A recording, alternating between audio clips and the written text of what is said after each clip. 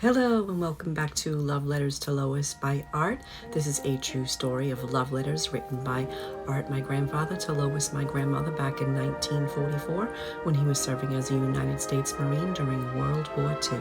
Today's letter was written on Saturday, June 24th, 1944, and it begins, "My dearest one, the darn mail is again filed up as there was no letter from you today. Worse luck. No mail call on Sunday, so we'll have to read the old letters for consoling purposes." Oh, poor Art.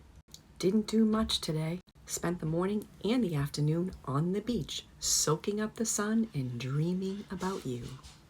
Went to sleep this morning with you in my arms.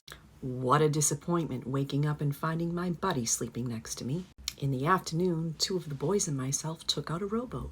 Needed the exercise as shown by the blisters on our hands now. Took the boat way out into the sound and was playing around, diving and swimming from the stern. The wind was fairly strong, which made things much more interesting. Feel it tonight as I am plenty tired. Some life, huh?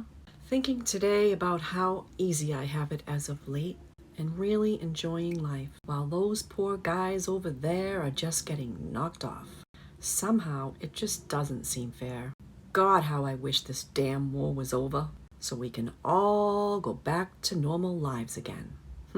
That sounds familiar. If the war was over tonight, I'd be on my way to Washington to marry my little darling. Wishful thinking, huh? Nothing much else to say, honey, with no letter, so we'll make this a short letter. Excuse this time, Lois.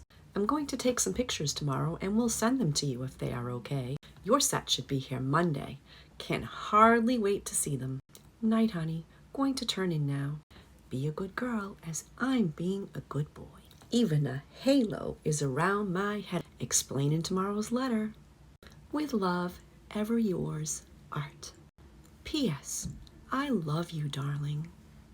My first comment on today's letter is I would love to know the name of the beach and the sound where he was swimming and playing on a boat. I would love to take in this view when I go visit North Carolina and just recapture what he was saying. So I'm going to have a little research ahead of me. Comment number 2 is I see that Art is suffering from a bit of survivor's guilt. Survivor's guilt is something that happens to people who, for one reason or another, survive some horrific event and others don't. You would think we would be grateful for this, but no, something about our conscience, it just doesn't. Lastly, I cannot wait to read tomorrow's letter. I just am so curious about why Art thinks he has a halo over his head. A little angel. And that's all for letter 22. It was a short one. Until next time, God bless.